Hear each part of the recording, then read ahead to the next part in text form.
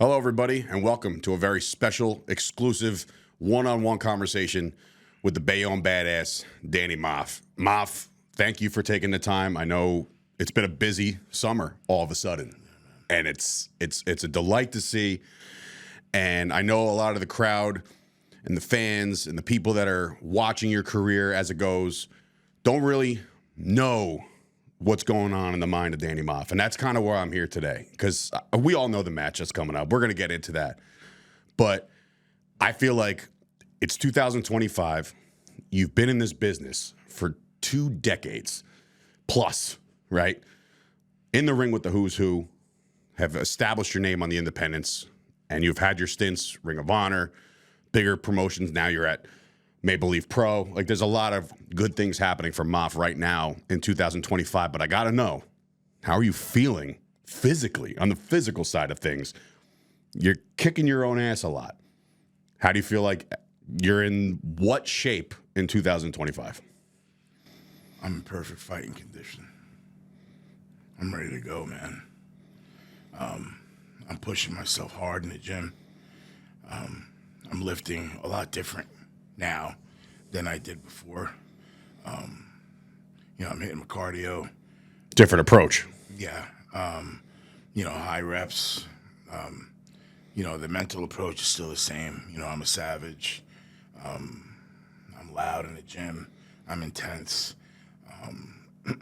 You got to be comfortable being uncomfortable. And that's exactly where I like to be, uncomfortable. And I like to be, that's my comfort zone, being comfortable in uncomfortable situations. That's what I pride myself in the gym, my personal life. I don't phone it in, man. I always try. I always feel like I have something to prove. And that mindset's always kept me sharp. I always feel like I have something to prove for the doubters, for the naysayers. And let's face it, no matter what locker room I go into, I'm the oldest guy in the locker room. And I take pride in that because I'm still in the game. I'm still doing this. And, it's like a badge of courage. I've withstood, the test of time. I took my first bump in a wrestling ring in 1977. I'm proud of that, man. I'm still doing this. My father, I just wish my dad would be here to see this. But Was he into wrestling or at all? my father was a referee No for shit. Ringside 41, and he was a wrestling promoter. Yeah, and he didn't want me in the wrestling business. Who does, right? Yeah, but I just loved it, and I've loved it ever since the first day I've ever seen it. I fell in love with it. So recently, there's been a lot of cool stuff happening in the world of Danny Maff, the professional wrestler, right? And I don't know if, I'm not sure how many people texted you. I would hope that I was one of the first when I finally saw your debut at MLP. Now, I got some beef with that, though. While I'm so pumped to see what they see now that I've seen for years, which is great. Scott D'Amore, all these guys. These guys are top-notch guys. Mauro Ranallo is one of my favorite broadcasters of all time. I think he's probably untouchable when it comes to play-by-play in the world of professional wrestling. When you made your debut, you came through the crowd, you attacked PCO. Mauro Ranallo asked who is that? Oh, what the? Who the hell is that? Nicely done. Wait a minute, who's Johnny Parisi's the legal entrant? Who's this guy? What's it say on the back? What is this, a fan? What is going on here? What? Don Callis, do you know what is happening? Security is in the ring. All I know is one thing about this guy. He's real. What the Maff? That's not Dan Maff. It is. It is Dan Maff. And Dan Maff is real. Dan Maff is in the Maple Leaf Pro Wrestling ring, but he was not a scheduled entrant inside the championship gauntlet match. What the hell is Dan Maff doing except cleaning house? Is that a fan? That chapped me a little bit. Now, I'm not blaming Morrow. Maybe he's playing into the script, right? Maybe he's doing his job by saying, I don't know who that is, but now I do, or whatever the case may be. But in 2025, when somebody doesn't recognize Danny Maff, how does that make you feel? It motivates me. Even to this day. Man, it drives me. It makes me want to go even harder. You know, if I'm going 110, man, you know, like they say on a volume scale, right? Turn it all the way up to 10. That makes me want to turn it up to 11. You know, like Bully Ray says, turn it up to 11. You know, and that just motivates me, man. Because a lot of people will probably get discouraged and say, like, how, you know, all I've done and you guys don't know who I am, but it still drives you to this day. It drives me because you know what I say to myself? Okay, you don't know. You're about to find out. And you're not going to forget. Again, I don't think, like I said, whatever he was told to say, or maybe it was organic. Maybe he didn't recognize you for a half a second and then said, there's the light bulb, it's Danny Maff.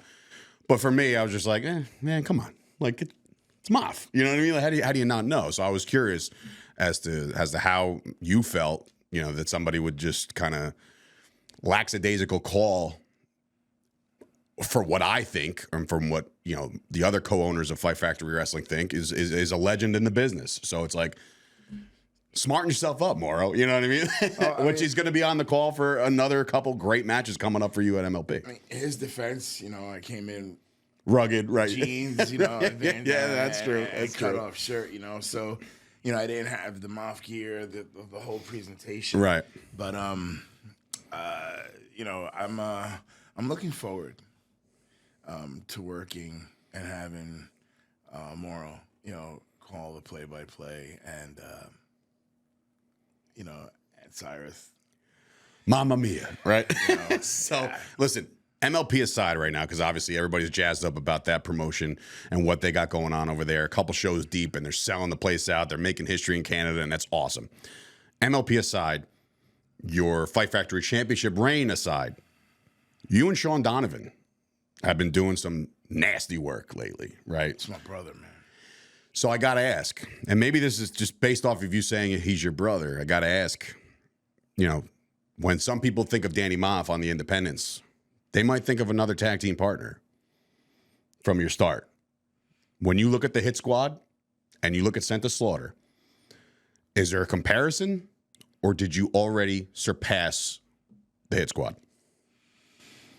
That's a good question. I think it's two totally different machines. The Hit Squad, man. Jeez, I'm getting goosebumps. Some hell of memories with the Hit Squad. Man, we did a lot of shit. You know, it was just the two of us, along with Homicide and Key. You know, man, it was us against the world. You know, we started in a little bingo hall in Bayonne with a low ceiling, and we figured out how to make everything work. Like, wow, what can we do? Let's start tossing people into the ceiling, you know. Let's start, like, it's just like we did so many things, man. We paved so many roads. We rewrote like the game, man. You know, we weren't, you know, blessed to be in there with so many talents like the young Briscoes, the SAT, you know, so many tag teams, you know, the Hate Club,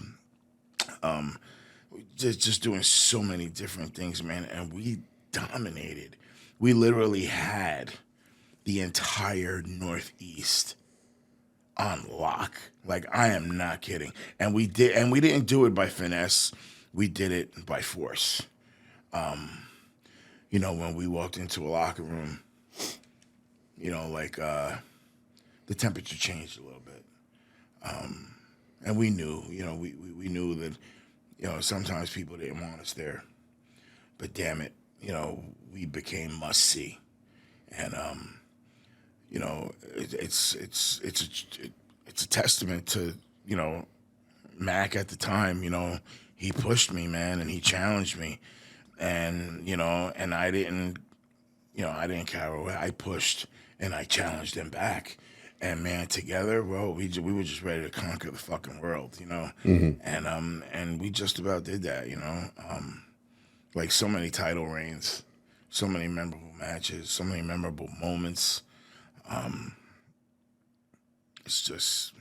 Is that something you strive for Sent to Slaughter to get on that level? Because look, I mean, you guys have. I feel like for Sent to Slaughter right now, you guys are on cruise control in the best way possible. Like you hit a certain degree, and now you are just running through competition. But now I see, you guys faced the Now most recently at ACW, and it was a cage match, and you've had a tables match with those guys. But when you look at the competition out there, do you feel like, and this is my opinion, I feel like the competition might have been a little bigger and badder back in the day for you guys with the Hit Squad, and now you guys are kind of running through tag teams. 100%. Yeah, it was different, and it was a different time, different also. era, right? Different era. Totally. Where it was like, man, it was like dog eat dog. You had to eat, man, and you had to eat some people up to survive, and to gain some people's respect. Like in the movie Bronx Tale, they're gonna fear you longer than they love you. So that's kind of like the code that the Hit Squad lived by. But we were absolute professionals also. But don't test us either, man, because don't make us show you who we really are, because we will. Now, Sent to Slaughter, it's a totally different animal, man. It's like a murderer's row approach, like we're thinkers, man. And I've said this for the longest. People sleep on Sean Donovan, and I don't know why. I don't either. The man can talk. Sometimes too long. Yeah. Took that right at the Poughkeepsie. He wanted to shut the hell up. That son of a bitch, man. He could work his ass off. Yes, he can. And he will go 60 minutes if you let him. He'll go 70 if you let him. Like I joke with him. Oh man, when I see you, when we meet, to travel, he's limping. Everything hurts. But the closer he gets to the ring, man. Self-healing almost. Yeah, and it's like something clicks, and I've seen that in him, and I've told him, I said, dude, you're a real miserable prick until you get close to the ring. And then that light bulb starts, it starts shining real bright, and those eyes start opening, and they look like two fried eggs, and then then the creativity just starts going and going and going and going. And he's just so smooth, man. And I think we're such a good mix. We're a different tag team than the Hit Squad was. Hit Squad was just like, man, we're dangerous. It's like blunt force trauma. Just heavy hitting, heavy bags the entire time. Man, but like, Sent to Slaughter, like we're grizzled. We've been through it all. I've been through it all, man. Is there a bitterness that comes with that as well? Absolutely. I think like a silent bitterness, like a silent rage, almost, where you have a lot of doubters to, a lot of critics to silence, a lot of people to shut up, a lot of people to prove wrong, And again, he's younger than I am. But he's up there too, and he's been around for a while. So he also has that chip on his shoulder, like, hey man, like we can't phone it in. Like we got to work harder because we got to show these young guys like how it's done. Impromptu question. I have a lot of questions that I've written out, but impromptu just kind of switched the gears. Fantasy booking. I'm a booker now. I get to do some cool creative shit. Who wins? Who goes over? The Hit Squad or Sent to Slaughter? Jesus Christ. I'm going to put it right here. Pa-pow! Or is it right to your head? Gun to your head. Who wins that match? Okay, I think it's a Broadway. Yeah, I love it. All right. I think we just fucked the entire building up, man. We fight all night long. Now, some would say, like, yes, there's two different styles, and I've seen both styles. I've seen Sent to Slaughter. I've seen the Hit Squad call a Hit Squad match in its later days, and then I've called plenty of Sent to Slaughter matches. There might be one extra piece, extra factor in a Sent to Slaughter victory. What are your thoughts right now on what Josh Chernoff is doing for Sent to Slaughter?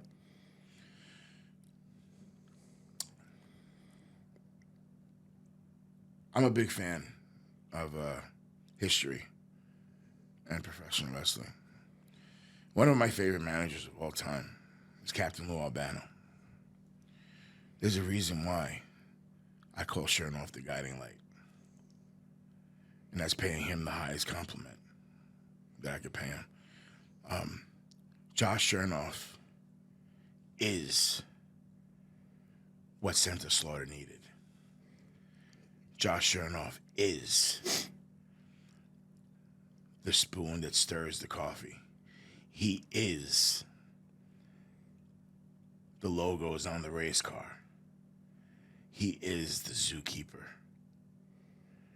He is the brains behind the machine.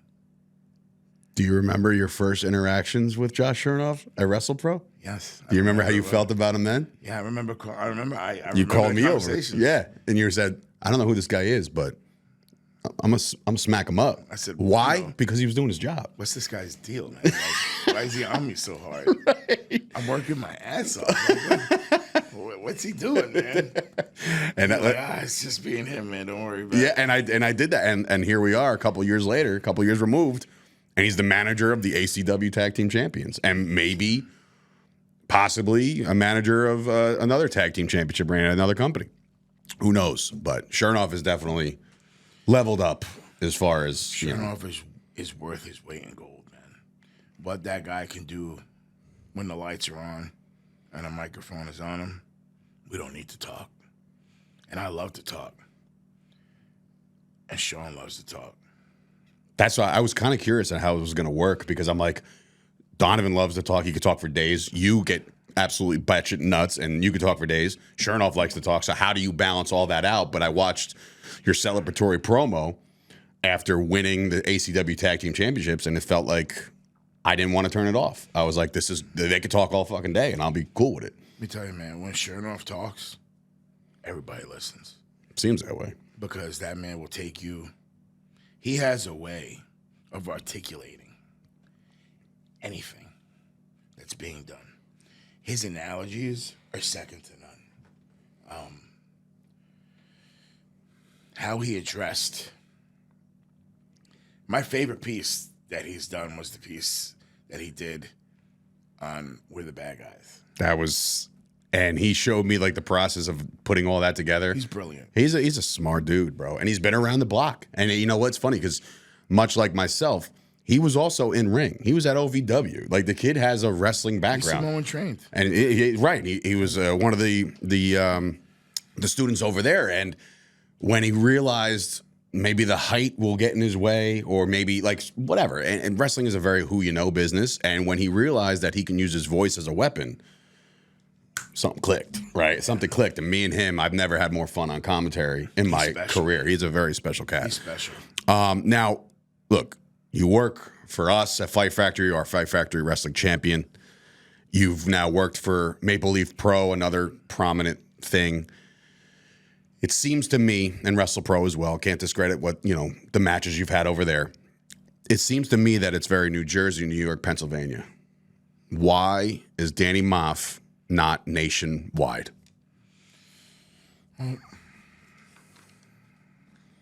It's a good question, man. I don't know. Do you think there's some kind of vendetta? Do you think there's some kind of, listen, there's a lot of guys in certain sports that you don't let back in the sport, right? Because of either a past or an action that you've, or something, you break the law or whatever, and you're be called, the phrase we use is blackballed, right? Do you feel blackballed in the sport of professional wrestling across the nation? Because, yeah, we know who you are in New Jersey. We know who you are in Pennsylvania when you're over at, Battleground, right? Connecticut. Connecticut, right. So the Northeast, you are known. I can't seem to find out why. And I've done my digging, right? Because you're my friend, but I also want to make sure, I'm not choked out in my sleep. You know what I mean? Like, I want to make sure what's Maff all about, especially when I first met you. I'm like, why is this guy not at, I'm trying to think off the top, the reality of wrestling in Texas, right? Or someplace in California or a place in Vegas or whatever. Like, you don't seem to have a pinpointed reason as to why you're not in more places. I mean, have you rejected places? Have places approached you and said, here's the deal, this is what we want you to do, and you just said, you know what, I'm cool with kind of doing what I'm doing right now? Or has the phone not rung? I actually worked for Reality Wrestling. That's right. You did.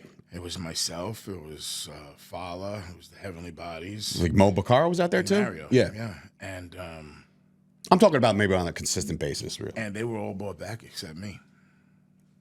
See, I can't wrap my head around that. Because the answer I got was, I just wasn't good enough.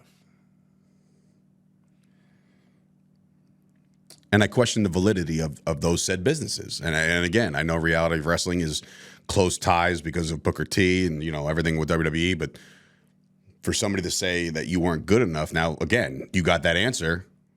And to me, that was, you guys went over there in 2017 or something like that? It was like 8 years ago.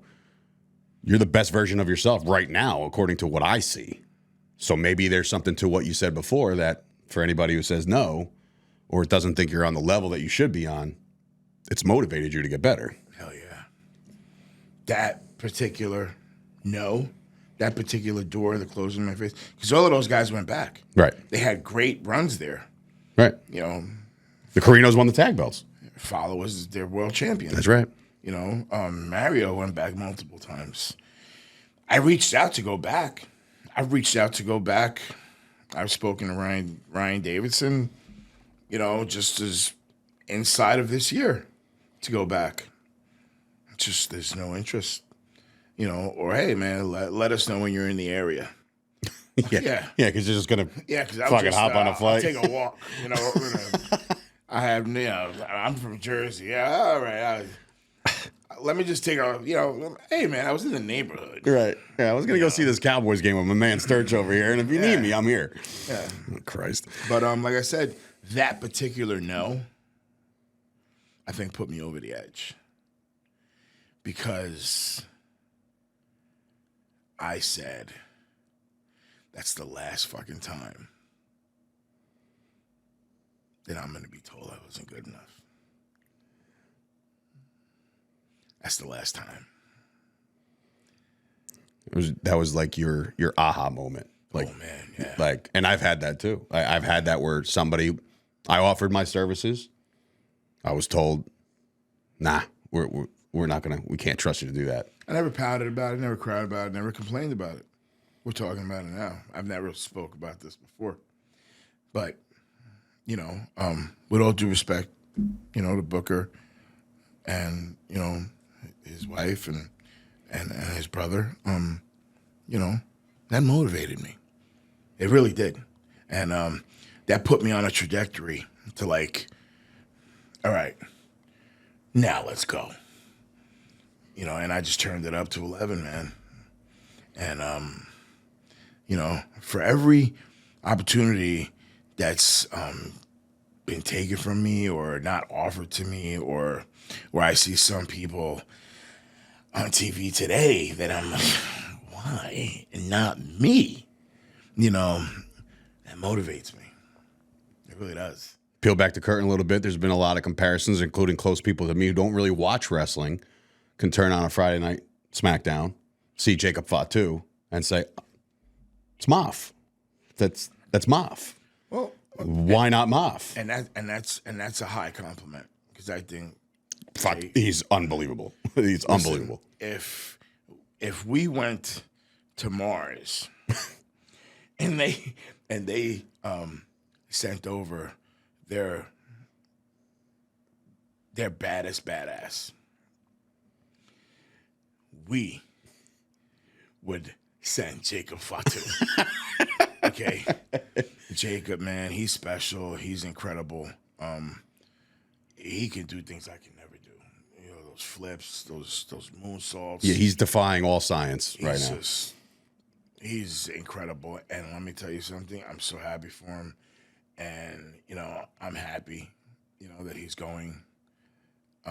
He will main event WrestleMania one day. He will. Definitely will. Yeah. He definitely will. When it's all said and done, they're not going to say, oh, man, you're part of the bloodline. No, I said, that's Jacob Fatu.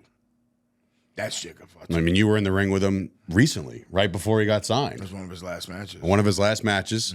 Can't think of a podcast who made that happen. I don't know. I'll figure it out when I get around to it. But and it's only because we saw it, right? We see these things. So it's like when me, Payne, and Tommy are booking out Fight Factory, there will never be a walk in the park for you. And that kind of leads me into my next question.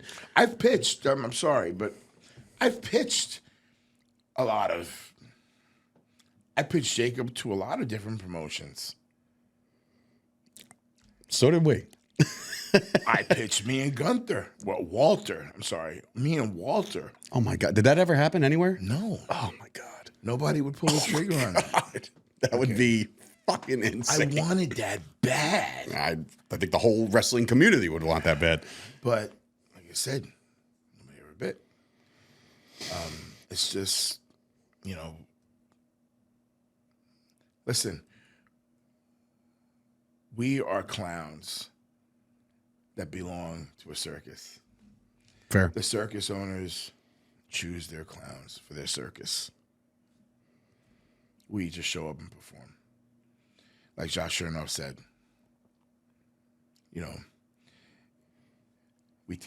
we let them go. They hunt.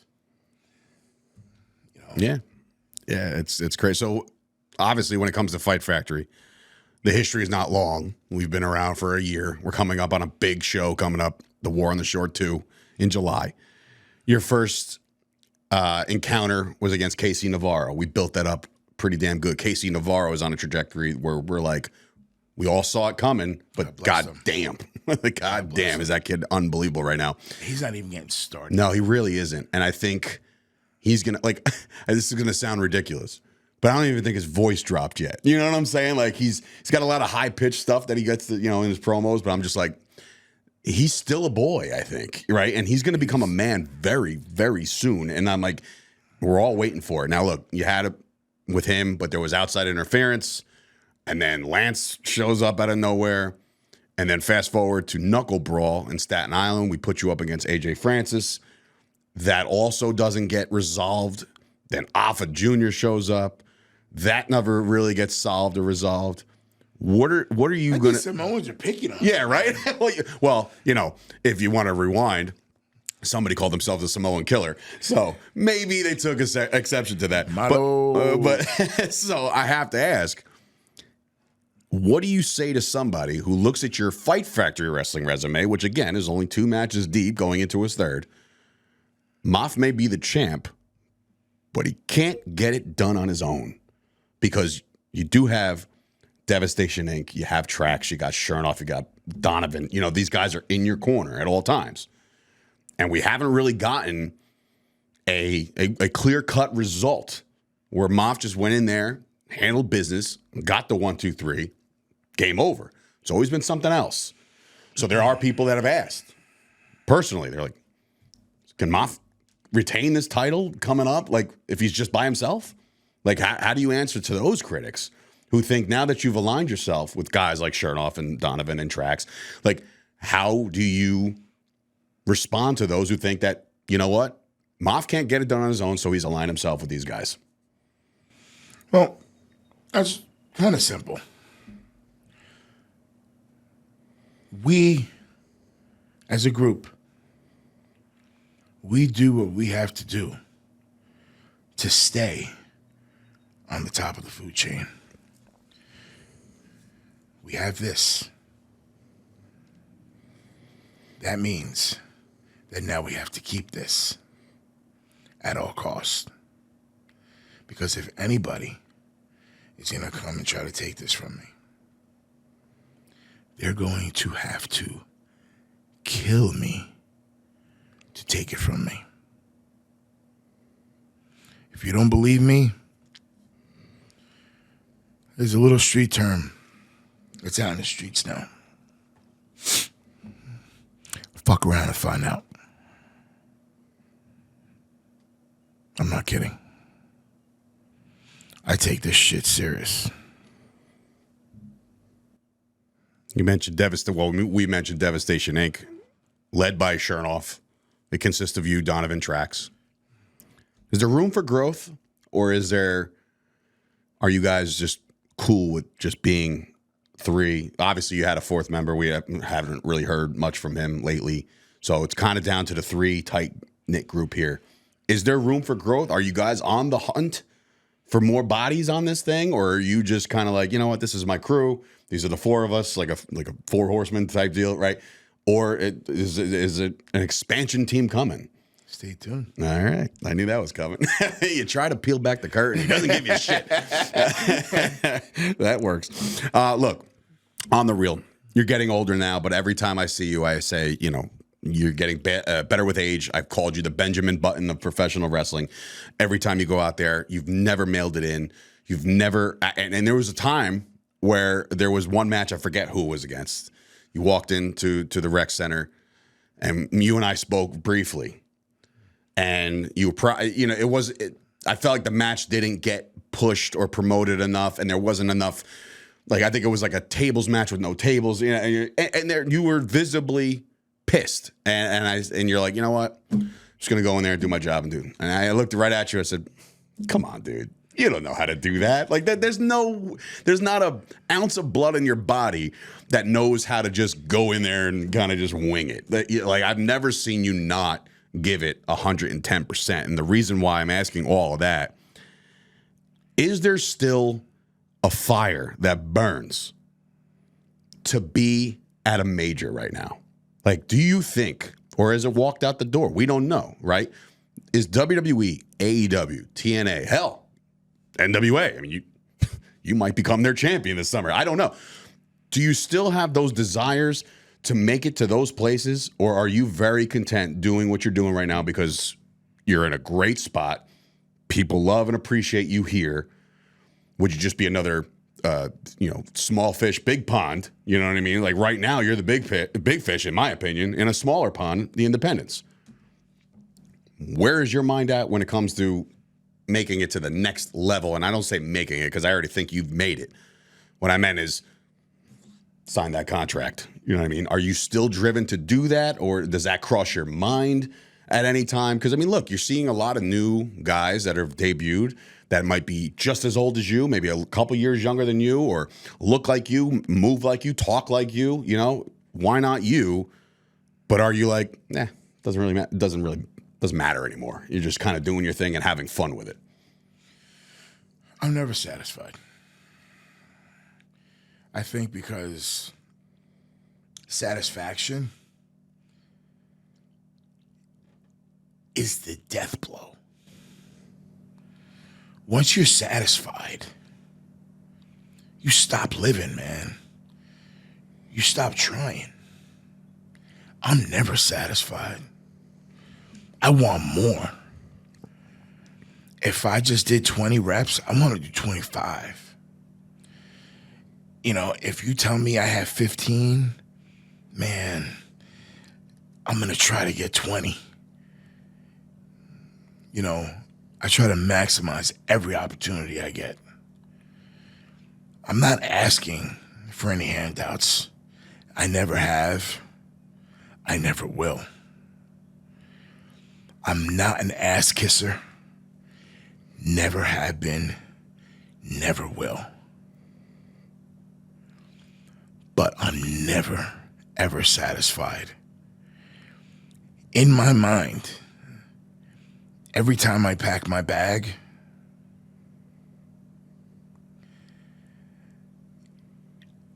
I'm still going to Charity Hall in Bayonne, man. Full of fire, piss and vinegar, ready to take on the world, man. Because I have responsibility to myself, to those who I've coached. I don't like to say train. To those who I've coached and I've helped, I have a responsibility to everybody behind that curtain that wants to be in the main event spot and has to watch a guy that's twice their age in that main event spot. And I know that's a hard pill to swallow sometimes, but there's a reason why I'm there. It's not because I deserve it. It's because I've earned it. And I earn everything. One of the things I'm most proud of is my championship run in Northeast Wrestling. I killed it there, man. Gave it everything I had. To me, every time I walked through that curtain, and I had to look at the promoter right before I walked out, and he gave me that nod. That was my PLE. That was my WWE moment. In my mind, I'm in a stadium full of 60,000 people, man. And I feel that once I don't feel that anymore, that's when I have to say goodbye to wrestling. When I don't feel. I feel. I'm an emotional person. Because I love this shit. I love it. I love this sport more than I love myself. And if it was up to me, I'll die in between those ropes. Because when that bell rings, in my mind, there's nobody better at what I do than me. So, I will never be satisfied. Because that's the death blow. Once you're satisfied, you don't want no more. You're done.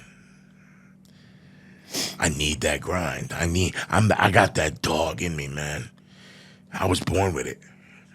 You know, I was born with it on the football field, on the basketball court, in the weight room. Whatever I ever tried to do, I tried to do it to the best of my ability. And if if that's my biggest flaw, then so be it. But that's the sword and hill I'm dying on. You know, and one of the biggest things that I'm guilty of is that I expect me from everyone around me. And you can't always get that. It's a cruel world, man. No, this is the most cutthroat business there is. And you just gotta keep it moving, man. You gotta take the peaks and valleys, you know what I mean? You gotta take the highs and lows, and you gotta keep pushing forward. Because it's not just when your music hits, man, and you're in between those ropes and the bell rings. Oh, man, it starts when you pack your bag. It starts when you go into the creative process of evolving, of adding this to your gimmick, adding that to your entrance, you know, collaborating with a manager, collaborating with a tag team partner. I've had the pleasure to watch you guys put together that cage match. I wanted to be there, and I knew that I was going to learn so much if I just fly on the wall, don't say shit. But when you ask me, you know, those are the highest compliments I can receive, is when I'm there and I don't want to say anything, but you looked at me and you're, what do you think? And I'm just like, the fuck does it matter what I think? You know what I mean? Like, I'm just me. So the fact that you have definitely taken consideration to the people around you and tried to build them up, I'll never forget. I'll never forget it for as long as I live. I got in the ring, Pro Wrestling Syndicate, training ring, and I got in the ring and we were doing some kind of drill, and you looked at me. I got in the ring. I'm a larger individual, but I'm not you. And I walked in, and you're like, destruction, huh? I said, yes, sir. You go, I'm going to make you earn that fucking name. I'll never forget it because that's the kind of person you are. I think that you've pulled out the best of certain people over the course of your 20 years plus career. But we're all waiting. I know the closest people to me are waiting. Unfortunately, though, that's not what people talk about. I know. Right? I know. And that's why. And that's okay, man. That's okay. To an extent, I guess, but. Because the people that need to know. What are your goals going forward? I mean, right now, you're cruising. You're Fight Factor Wrestling champion. You're ACW Tag Team champions. You've had crazy matches already announced. We've talked about Latimer coming up, or we'll talk about that briefly coming up in July. I just saw the graphic, and I went, like I was pumped. Puerto Rican weekend, you and Manders. Like that, to me, is going to be an absolute dogfight. But when you look at the grand scheme of things, what are the goals now going forward for Danny Maff? Going forward, not looking back. We're talking, this is what I want to do with the rest of my career. However many years that still lasts. I'm going to take any and every opportunity that's presented to me, every position that I'm put in, every moment that I'm a part of, I will continue to give it everything I've got until I can't anymore. Legacy's thrown out around a lot. A lot of people talk about legacies. I've always talked about my own personal one where you got to make some shifts. If things don't pan out, this is what you can do. You can evolve. You can do different things. When it's all said and done, whenever that is, in 2057 or some shit, whenever the hell you decide to hang it up, because I don't think that my father retired from work yesterday. I didn't think that day would ever come, right? So like, I don't think the day that Maff steps away comes, but inevitably, Father Time's undefeated. You walk away, fill in the blank, Maff. Somebody asks, what was Danny Maff? Danny Maff was what?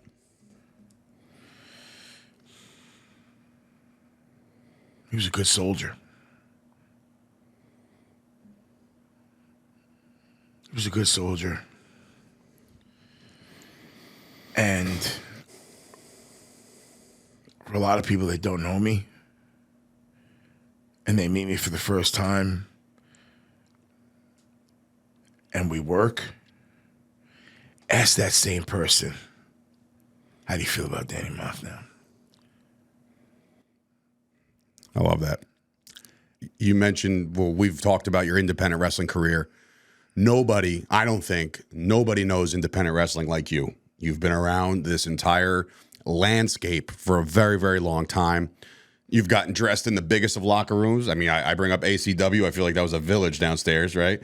And then you've also probably gotten dressed in a closet, right? So you've been to the highs and the lows of independent wrestling. With WWE putting their thumbprint on independent wrestling with the WWE ID thing and the Evolve and the NXT and all that stuff, where do you think the future of independent wrestling goes from here? Is it in good hands?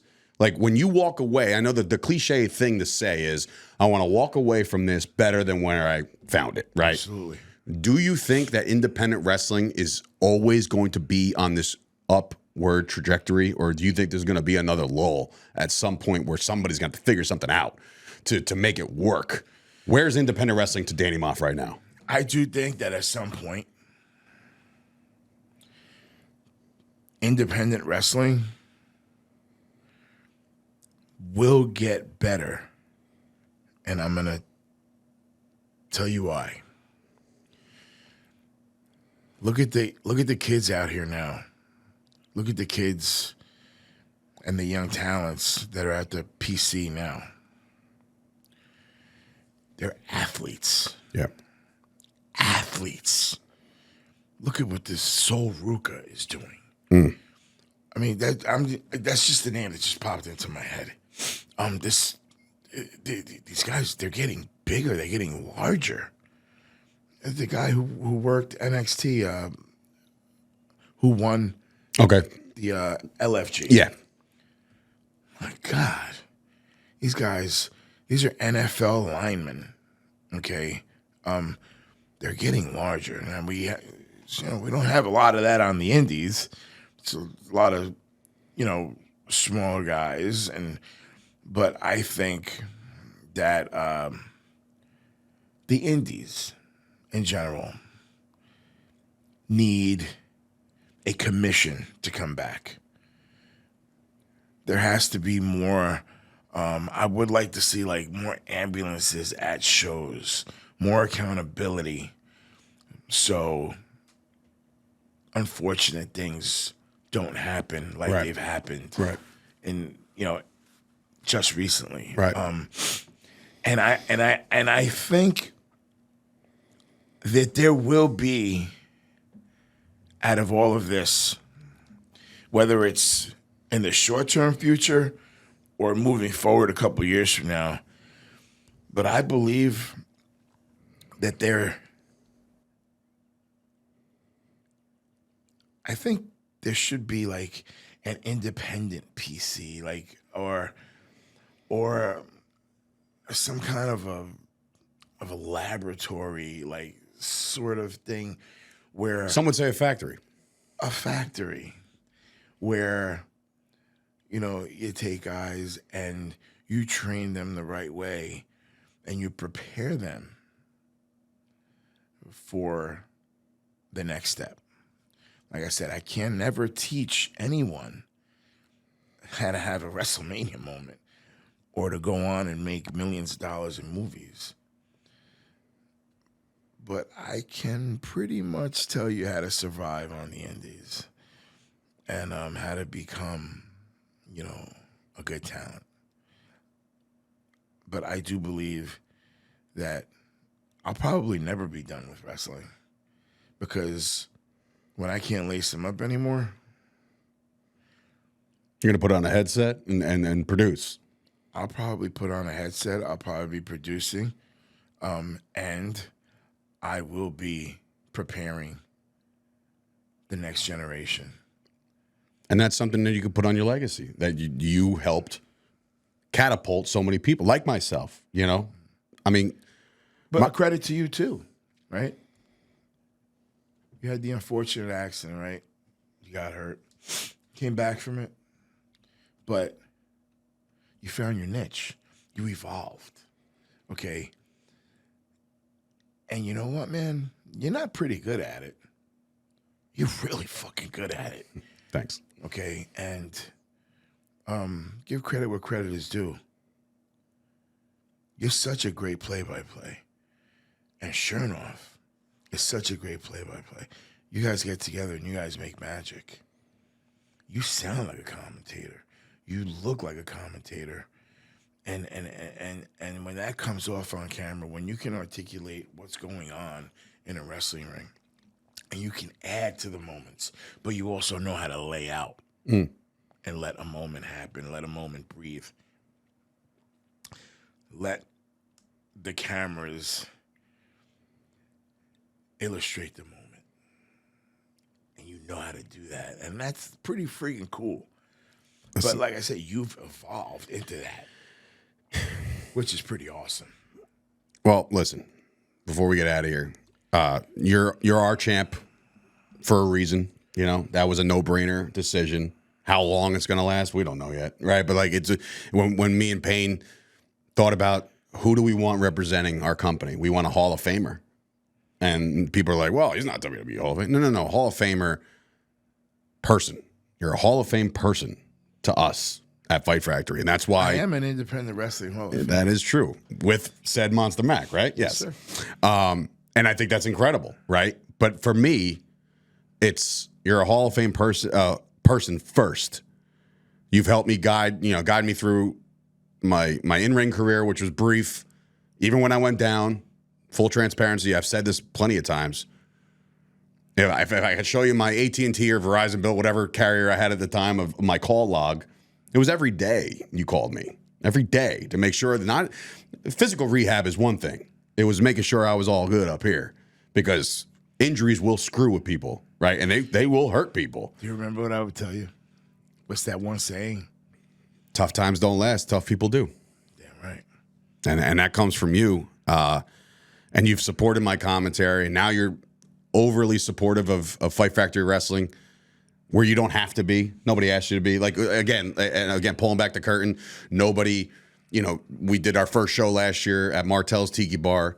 You showed up at 8:30 in the morning when call time was for the office and the ring crew. Dan Maff shows up at 8:30, and I literally looked at you. I said, dude, you don't have to be here. Like, that's ridiculous. And you're like, I'm not here because I'm ring crew. I'm here because I'm your friend. And I want to help you. So from the bottom of my heart, like, thank you for everything that you've done for me. I can never repay you for all that you've done.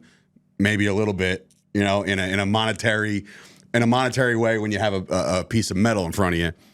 But I left Thom Latimer off this conversation because I feel like that will be hit home more when a Chernoff is present, and we will do that.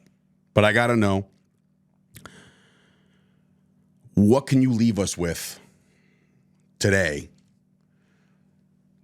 You've been around for 20 plus years. For whatever reason, this is your first crack at the NWA World's Heavyweight Championship. What does that mean to you? Given the lineage, given the history of that championship belt, guys that you watch day in and day out on the regular, when you're looking at YouTube, what memes are you sending me the most? Ric Flair. What memes are you sending me the most? Dusty Rhodes. This belt, the 10 pounds of gold, has been held by the who's who of professional wrestling. You are challenging for that. And you can etch your name in history on July the 15th. What does that mean to you?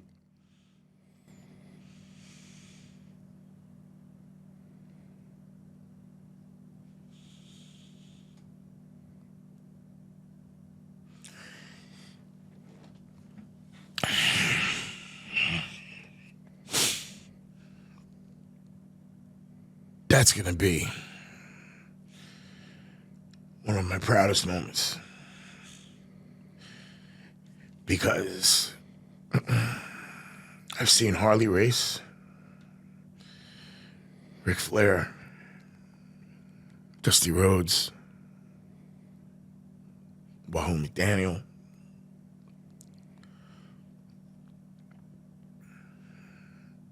fight, bleed over that 10 pounds of gold.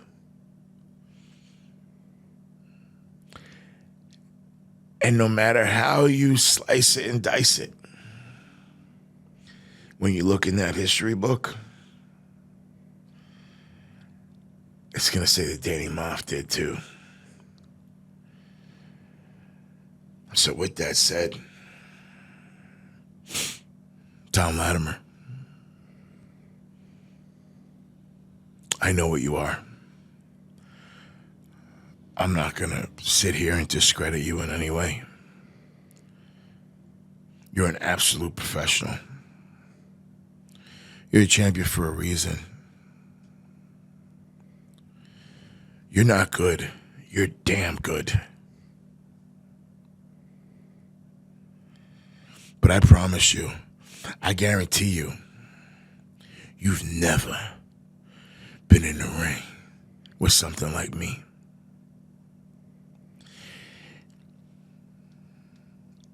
And on that day, when that bell rings,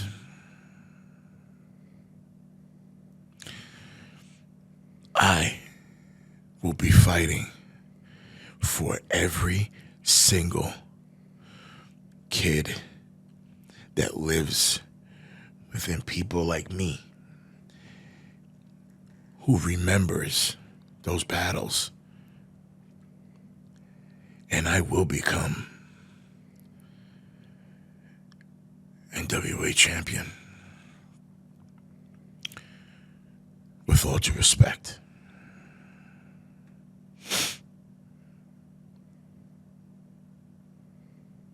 Billy, This is to you, my friend. You know who I am. I took your former world champion to the limit when I competed in your ring for the television title.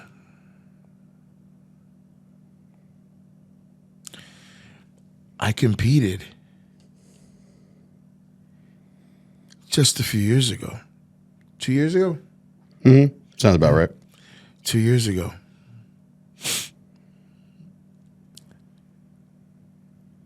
And you asked the leader of the Southern Six if he knows who Danny Maff is. Billy, this one's personal. Because you are one of those people that never bought me back. I'm gonna show you